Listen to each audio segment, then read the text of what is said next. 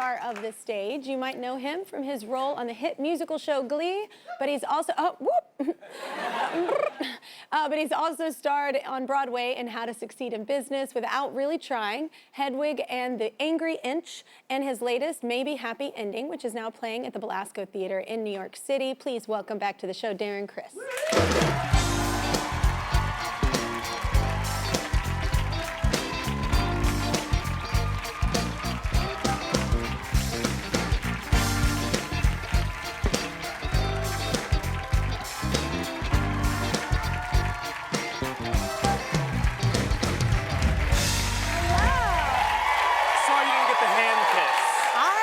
Defer. We are amongst legendary status. I know. I am with you it completely. It felt wrong not to. I have to act accordingly. So you've never royalty. met before?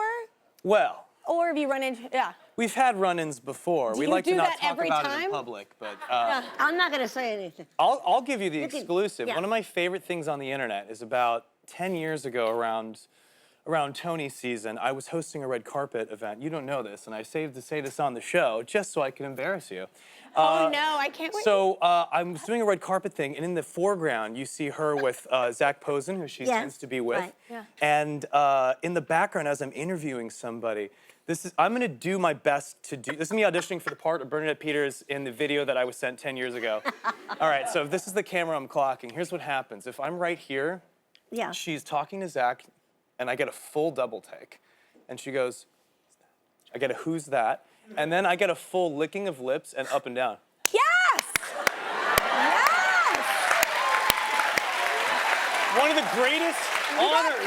On camera. One of the greatest. Wait, I did this all wrong. I should have been doing this to you the whole time. So I turn over, say, who's that, Kelly? And you say, it's Bernadette Peters. And I go, cool. Now it's mutual. Best part is if right now she's like, well, actually, it was this guy that was next to you. Yeah, exactly. Yeah, if you pulled out further, it was like Rob Lowe or I something. love this impression of it, but and what you think happened, because I like that kind of reputation. But the truth of the matter was, I was thinking, is that the guy from Glee? I'll take it. I'll take it. Wait, who's that? That's the guy from Glee. I was starstruck, totally. But I like that version better. Thank you. Let's not let the truth get in the way of a good story, Bernadette. As far as I'm concerned, it was one of the more charged moments of my life. Yeah, well, you... Charged moments? I love you so much.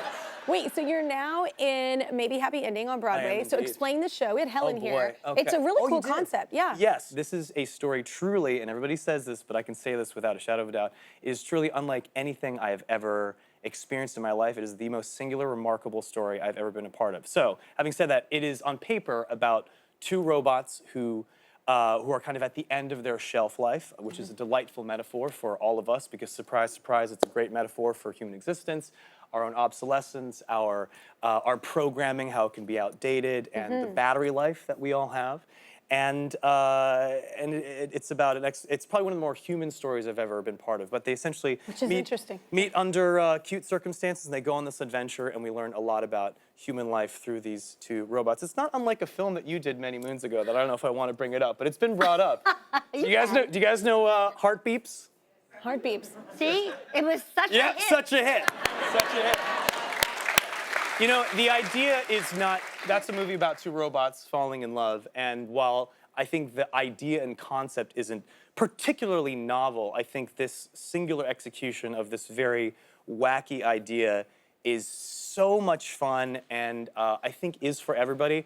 I happen to be a big show queen. I see too much stuff, I know too much, and to get to experience something totally new is such a rare experience. But even if you don't know anything about theater, there's no prerequisites. This show is for absolutely everybody, for all ages, for all sides of experience, and it is truly a human, moving juggernaut of a tale that I could not be more proud of and feel privileged to be part of. So I highly recommend to come see the show because I'm biased.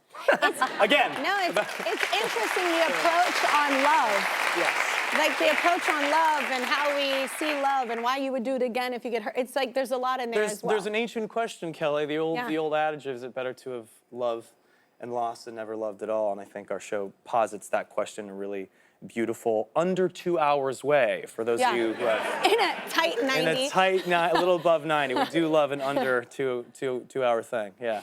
Oh my God, all right, let's take another break. Maybe Happy Ending is now playing at the Belasco Theater here in New York City.